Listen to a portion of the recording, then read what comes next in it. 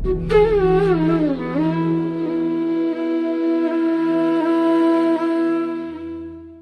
हम कह पाते हैं कि वो सर्वव्यापी है। एक निश्चित स्थान नहीं है, इसीलिए ही हम कह पाते हैं कि वो सर्वव्यापी है। अगर एक निश्चित स्थान हो जाता तो हम कभी नहीं कह पाते कि वो सर्वव्यापी है ना? तो अनुभवकर्ता का स्थान ही नहीं है, या फिर हम ये कहें सब जगह वही है, क्योंकि सब जगह तो हमें अनुभव नजर आते हैं। जागृत में जाओ तो अनुभव, सूक्ष्म में जाओ तो अनुभव, सपन में जाओ तो अनुभव, जहां भी जाओगे वही अनुभव, और जहां अनुभव है वही अनुभव करता भी होगा, साथ साथ ही होंगे दोनों। तो निश्चित स्थान तो इसका कहीं भी नहीं।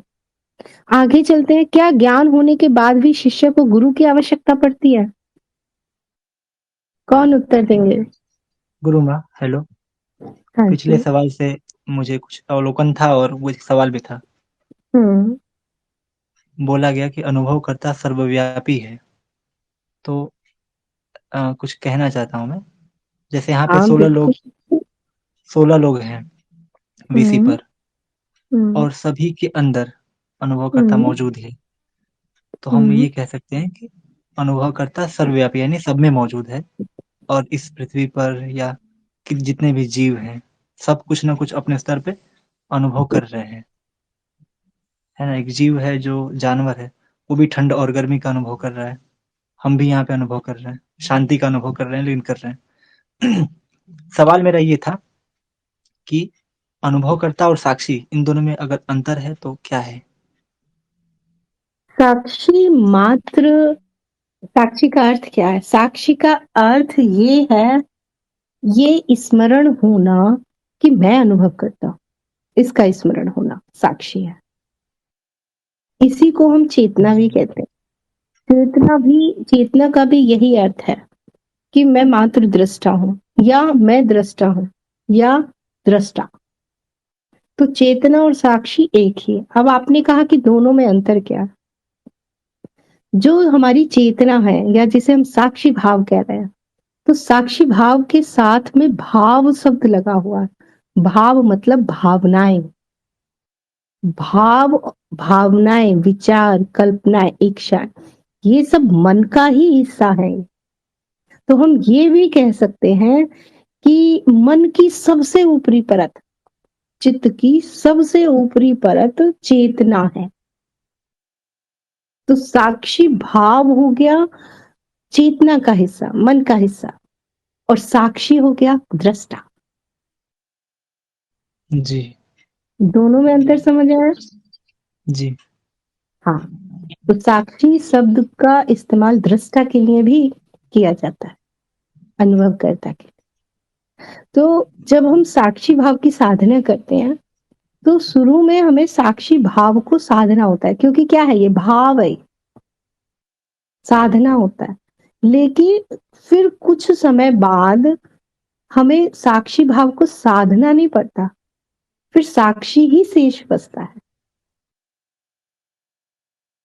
तो इसीलिए 3 चरण बताए हैं, श्रवण, मनन, निधिध्यासन, मतलब साक्षी भाव। इसीलिए इसे साधना का हिस्सा रखा हुआ है, साक्षी भाव को।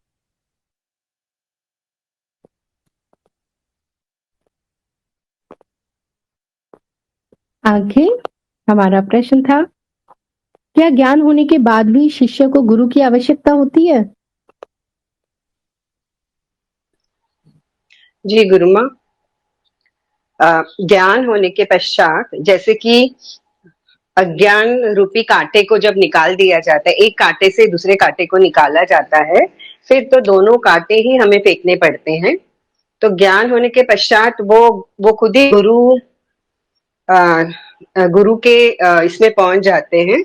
तो उस समय उसके बाद तो उनकी मर्जी है, या तो वो ज्ञान का प्रसार करे या फिर वो बस उसमें स्थित होना होता है। तो गुरु भी मतलब छूट जाता है, क्योंकि वो खुद ही उस पे हो जाते हैं और गुरु तत्व है।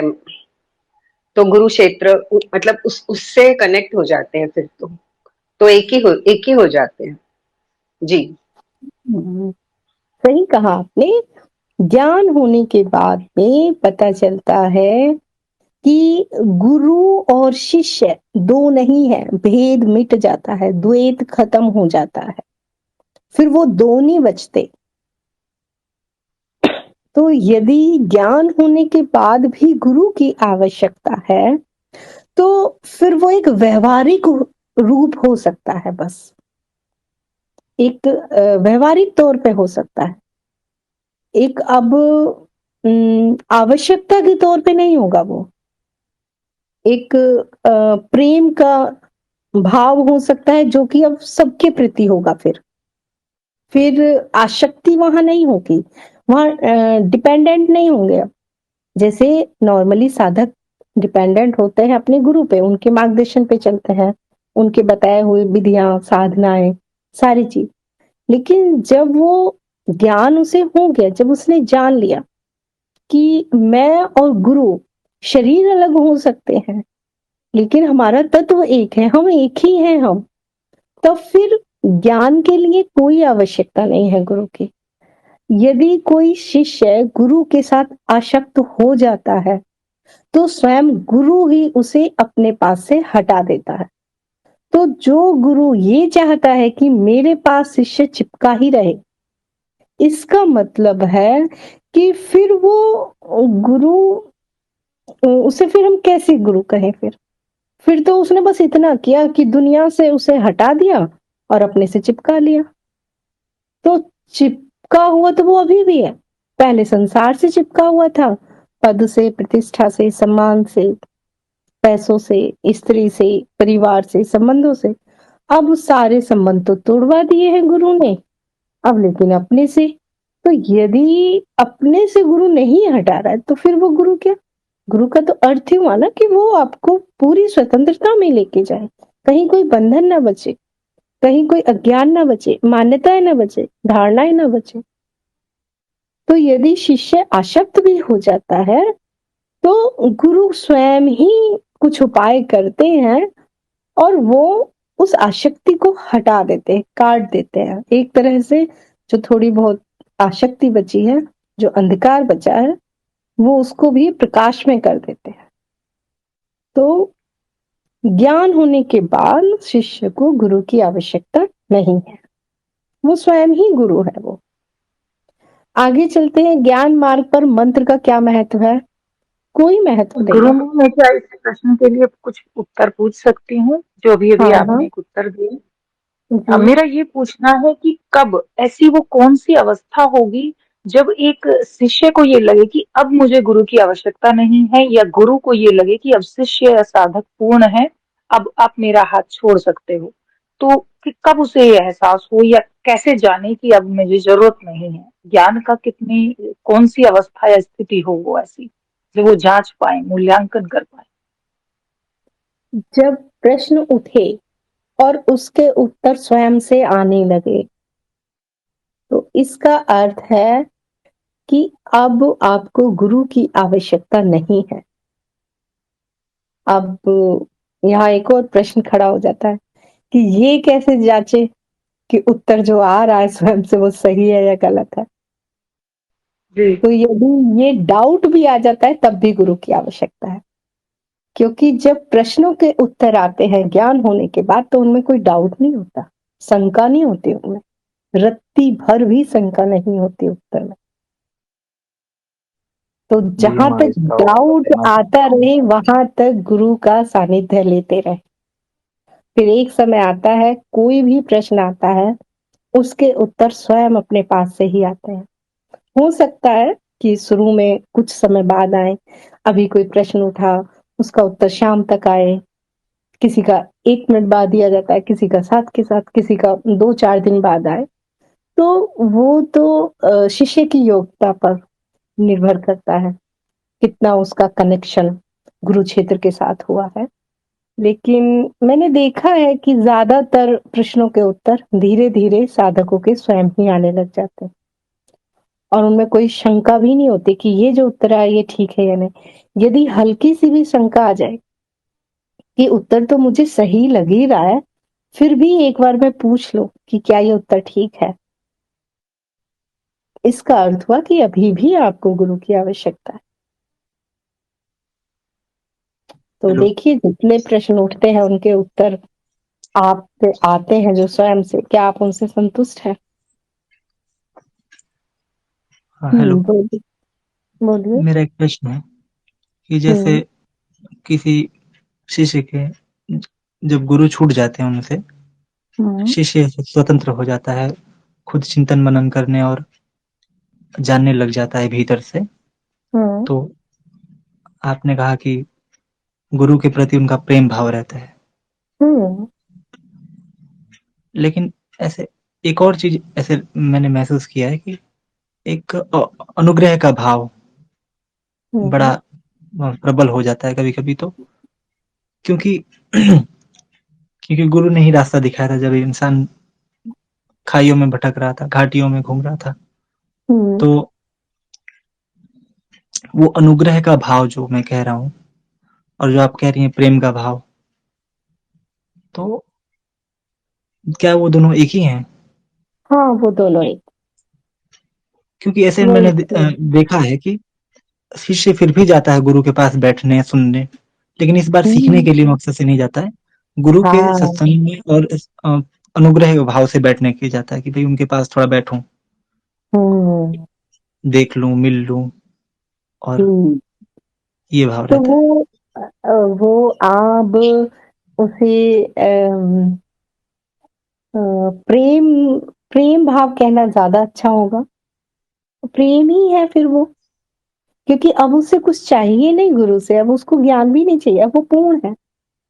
हाँ, बस लेकिन ऐसे क्योंकि उसे अच्छा थोड़ा लग रहा है, अच्छा क्यों लग रहा है, उस जो शून्यता है वो, वहां पे जो एनर्जी है, जो वहां का जो वातावरण है, वो इतना प्योर है, वो इतना शुद्ध है वो, कि उसमें शिष्य क्या, उसकी तरफ तो जीव जंतु, अन्य विधेय सब आकर्षित होते हैं, और शिष्य का तो लगाव है, क्योंकि उसने अंधकार से निकाला है।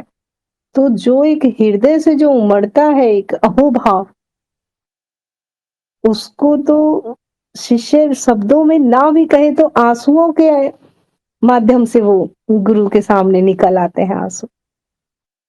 तो अहोभाव हो सकता है गुरु के प्रति, लेकिन जो इतना अहोभाव गुरु के प्रति निकाल भी रहा है, तो वो ये भी जान रहा है कि आसक्त मुझे नहीं होना है, मतलब वो होता भी नहीं है, लेकिन फिर भी वो जाता है, बैठता है, सुनता है, देखता है।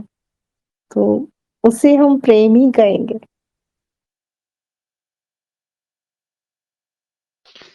मैम, मेरा एक प्रश्न है। हम्म जैसे किसी को सत्य पता लगा और उसको संभालने के लिए वो जीवन में कैसे मतलब उपयोग करना है हम्म, उसको, सच। उसके सीखने के लिए वो गुरु का उपयोग मतलब जरूरत पड़ सकती है, मुझे हाँ, ऐसा लगता है। बिल्कुल। देखिए, इस उत्तर को ध्यान से सुनिए, सभी के लिए ये उत्तर बहुत लाभदायक होगा। दो चीज है यहाँ पर, फिर से मैं बताती हूँ। अस्तित्व को दो भागों में, पहला द्वैत जो होता है, अद्वैत से जो पहला द्वैत होता है, वो दृश्य और दृष्टा है, प्रकट और अप्रकट। तो प्रकट में सदैव स्पंदन है, परिवर्तन है, गति है, चंचलता है, और अप्रकट शून्यता है। तो अब हम प्रकट से अप्रकट की तरफ बढ़ रहे हैं, दृश्य से दृष्टा की तरफ, और हम अब दृष्टा पे पहुंच गए, जैसा आपने कहा, सत्य पे पहुंच गए। लेकिन सत्य पे पहुंचना बहुत आसान है, उस सत्य को संभालना, उस स्वरूप में स्थित होने के लिए, ध्यान दीजिए इस लाइन पे, उस स्वरूप में स्थित होने के लिए मन का संतुलित होना बहुत आवश्यक है। तो हम ये भी कह सकते हैं, देखिए कितने शब्द इस्तेमाल करते हैं अलग अलग गुरु, अलग अलग मार्ग। हम ये भी कह सकते हैं इंद्रियों पे नियंत्रण, हम ये भी कह सकते हैं मन के पार, हम ये भी कह सकते हैं चित्त के नियमों के ऊपर उठ जाना, हम ये भी कह सकते हैं संभाव, हम ये भी कह सकते हैं संतुलित मन।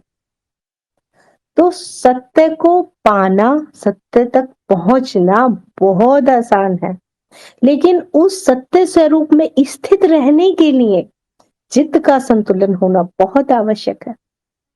तो कुछ मार्गों में पहले से ही चित्त को संतुलित करते हुए चलते हैं, जैसे योग मार्ग बिल्कुल धरातल से लेता है, वातावरण को शुद्ध करो, शरीर को शुद्ध करो, विचारों को शुद्ध करो, भावों को शुद्ध करो, संबंधों को शुद्ध करो, व्यक्तित्व को शुद्ध करो, ये करो, वो करो, वो करो। वो क्या करते चल रहा है? योग मार्ग पहले से ही चित्त को नियंत्रित करता हुआ चल रहा है कि कल को जब सत्य तक पहुंचे तो उस सत्य स्वरूप में स्थित हो सके। ज्ञान मार्ग में क्या होता है? एक तो ज्ञान मार्ग में आते ही सबसे लास्ट में है साधक। ज्ञान मार्ग, जहां भक्ति मार्ग में लाखों साधक उमड़ते हैं एक कथा में, जहां दूसरे मार्गों में बहुत रश भीड़ होता है, वहां ज्ञान मार्ग में इक्का दुक्का कोई पहुंचता है। तो एक तो ये मार्ग ही सबसे आखिरी अंतिम मार्ग है, इसके बाद तो कोई मार्ग ही नहीं है। और इस मार्ग में सत्य तक पहुंचना भी बहुत सहज है, श्रवण, मनन और साक्षी भाव। तो यदि ऐसा देखा जाता है कि साधक सत्य तक पहुंच गया लेकिन चित्त में अभी भी अशुद्धियां हैं, तो यहाँ पे चित्त की अशुद्धियों पे कार्य बाद में किया जाता है। बाकी अन्य मार्गों में चित्त के शुद्धिकरण पर पहले कार्य होता है। और यहाँ पे पहले आत्मज्ञान, उसके बाद आवश्यकता होने पर शुद्धिकरण। उस शुद्धिकरण की भी शुरुआत देखिए, हम अन्य मार्गों की तरह धरातल से नहीं कर रहे कि पहले प्रकृति का शुद्धिकरण, फिर शरीर का, फिर मन की तरफ आए। ज्ञान मार्ग में अगर शुद्धिकरण भी स्टार्ट होगा तो सबसे पहले चेतना शुद्धि। और चेतना क्या कहा था मैंने अभी? चित्त की सबसे ऊपरी परत। तो यहाँ पे यदि शुद्धिकरण भी होता है तो चेतना से, यदि चेतना से नहीं काम चला फिर और नीचे आएंगे, यदि वहां से काम नहीं चला फिर और नीचे आएंगे, फिर वहां से हम उल्टे चलते हैं। अन्य मार्गों में चेतना शुद्धि सबसे बाद में आती है, सबसे लास्ट। आत्मज्ञान बिल्कुल आखिर, स्वयं को जानना, और उसके बाद अस्तित्व का ज्ञान, एकता का ज्ञान, वो तो बहुत लास्ट, बहुत। तो यहाँ पे पहले आत्मज्ञान हो गया, एकता का ज्ञान हो गया, फिर उसके बाद में आवश्यकता पड़ी तो फिर शुद्धिकरण शुरू होता है। इसीलिए साक्षी भाव के साथ में चेतना शुद्धि शुरू हो जाती है। और मैंने ये देखा है कि चेतना शुद्धि के बाद नीचे की जो अशुद्धियां भी हैं, जैसे ऐसा समझिए इसको कि यदि हमने किसी ऑफिस के चेयरमैन को ही शुद्ध कर दिया तो नीचे का स्टाफ तो अपने आप शुद्ध होता ही चला जाएगा। तो वैसा ही है ये, यहाँ पे यदि शुद्धिकरण की बात भी होती है तो चेतना शुद्धिकरण से शुरू होता है। तो नीचे के जो शुद्धिकरण है ना, वो कई बार साधक को यहाँ पे चमत्कार लगते हैं। अरे यहाँ तो चमत्कार हो जाते हैं, क्योंकि उन्हें ये पता ही नहीं है जो सबसे ऊपर में बैठा उसी को टाइट कर दिया गया। अब नीचे जो रूपांतरण हो रहा है वो तो चमत्कार फिर लगेगा ही। वो चमत्कार नहीं, वो ऊपर का प्रभाव नीचे तक आ रहा है। अब आगे बढ़ते हैं, प्रश्न ले लेते हैं। अभी बहुत सारे प्रश्न बचे हुए हैं हमारे। ज्ञान मार्ग पर मंत्र का क्या महत्व है? तो ज्ञान मार्ग पे मंत्र होते ही नहीं है। यंत्र, मंत्र, तंत्र, ये तीनों जंत्र, ये सब तंत्र मार्ग के है साधन। यहाँ कोई मंत्र नहीं होते। आगे चलते हैं, मानवीय संबंधों से मिलने वाले दुख से कैसे बचा जाए? यदि वो मानवीय संबंधों से जो दुख आ रहे हैं, यदि वो शारीरिक तौर के दुख है तो शरीर की रक्षा करना अति आवश्यक है। शरीर ही वो रथ है जिससे कि आप स्वयं की खोज पर निकलते हैं, तो शरीर की रक्षा अति आवश्यक है। और यदि वो मानसिक तौर पर आपको परेशान कर रहे हैं, तो आप अपने मानसिक स्तर को बढ़ा सकते हैं।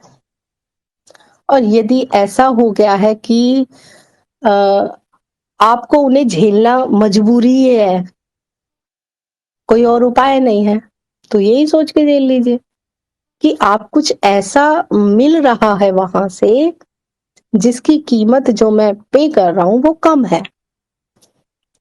मनुष्य के अंदर ये चीज अपने आप ही फीड है, ये बाय डिफॉल्ट है ये, कि उसे अपना अच्छा बुरे की कैलकुलेशन वो कर लेता है। तो यदि आपको वहां से कोई फायदा ही नहीं है, नुकसान ही नुकसान है, शारीरिक भी और मानसिक भी, तो फिर उन संबंधों में रहने का कोई मतलब ही नहीं बनता। फिर तो वो संबंध आपकी प्रगति में बाधा है, और सहारा तो क्या देंगे, जो थोड़ा सा प्रगति भी करोगे उसका भी बेड़ा गर्क कर देंगे। तो अगर कोई शरीर से परेशान करता है तो आप हट सकते हैं, शरीर की रक्षा कर सकते हैं। जैसे धूप में खड़े हैं तो गर्मी लग रही है तो छाया में खड़े हो गए, वैसे ही कोई मानसिक रूप से परेशान कर रहा है तो अपनी मानसिक शक्ति को बढ़ाएं, नहीं तो वहां से उन संबंधों से आप अलग भी हो सकते हैं। और यदि ऐसी मजबूरी है कि उन संबंधों में रहना ही है, बहुत बड़ी मजबूरी है, तो ढीठ बन जाए, इधर से सुना इधर से निकाल दे और सारा ध्यान अपनी प्रगति में लगाए। कहते हैं ना, अपना उल्लू सीधा करने को तो गधे को भी बाप बनाना पड़ता है। समझदार बने, सारा शक्ति अपनी साधना में लगाए। आगे चलते हैं। आत्मा और परमात्मा को ज्ञान मार्ग पे क्या कहा गया? बहुत आसान प्रश्न है, कौन उत्तर देंगे? फरहान, क्या है यहाँ पे आत्मा और परमात्मा? प्रणाम गुरु माँ। प्रणाम। ज्ञान मार्ग में आत्मा और परमात्मा का उपयोग नहीं किया गया है हम्म और हम अनुभवकर्ता को ही सबसे ऊपर रखते हैं और हम्म अनुभवकर्ता का ही सारा रूप है। हम्म दृश्य और दृष्टा दोनों अनुभवकर्ता ही है, इसलिए हम्म अस्तित्व के सिवा कुछ भी नहीं है और जो भी है वह अस्तित्व है। अस्तित्व ही अनुभव है, अस्तित्व ही अनुभव करता है, अस्तित्व ही सब कुछ है। इसलिए ज्ञान मार्ग में आत्मा और परमात्मा का उपयोग नहीं हुआ है, बस अस्तित्व है और अस्तित्व ही का सारा रूप है और अस्तित्व ही अनुभव करता है, अस्तित्व ही अनुभव है। अगर मेरे ये उत्तर तो आपने समाप्त। ठीक बता दिया, ये तो आपने ठीक बताया। यदि हम आत्मा अ, आत्मा को किसके साथ हम देख सकते हैं जोड़ के? आत्मा अर्थात यहाँ क्या? आत्मा मतलब यहाँ दृष्टा, और परमात्मा, परमात्मा मतलब यहाँ अस्तित्व। हम आत्मा और परमात्मा शब्द का इस्तेमाल नहीं करते हैं यहाँ, लेकिन दृष्टा और अस्तित्व का इस्तेमाल करते हैं। तो आत्मा यहाँ हो गई दृष्टा और परमात्मा हो गया अस्तित्व। अच्छा, बहुत अच्छा आपने उत्तर जी। दिया कि यहाँ पे ये दोनों शब्द नहीं। इसीलिए इतना जोर दिया जाता है कि ये जानना बहुत जरूरी है कि हम किन शब्दों का प्रयोग कर रहे हैं। जैसे मैं एक उदाहरण देती हूँ। मैं एक जगह गई जहां पे नल को कल बोलते थे। नल, नल, नल मतलब जिससे पानी पीते हैं, है ना? उस नल को बोलते थे कैल कल। अब कल का मतलब तो मुझे उससे था, आने वाले कल से, टुमारो से। तो उन्होंने कहा कि कल को धो लेना। मुझे लगा कि मेरे से ये कहा जा रहा है कि ये जो फर्श है इसे कल धो लेना। तो एक ही शब्द दो जगह या चार जगह अलग अलग संदर्भ में इस्तेमाल किया जा सकता है। इसीलिए हम ये कहते हैं कि जो भी साधक यहाँ ज्ञान मार्ग पे हमारे सानिध्य में चल रहे हैं, तो उन्हें ये जरूर पता होना चाहिए कि अस्तित्व मतलब क्या। जरूर पूछ लें, अस्तित्व आप किसको कह रहे हो, या अनुभव करता आप किसे कह रहे हो, या कितने शब्द यहाँ इस्तेमाल होते हैं? 15-20 शब्द भी नहीं होते। उन 15-20 शब्दों से ही पूरा ज्ञान मार्ग है। बाकी के शब्द तो इसलिए इस्तेमाल करने पड़ते हैं क्योंकि उनसे वो लोग आसानी से समझ लें। जैसे कभी-कभी हम परमात्मा शब्द का इस्तेमाल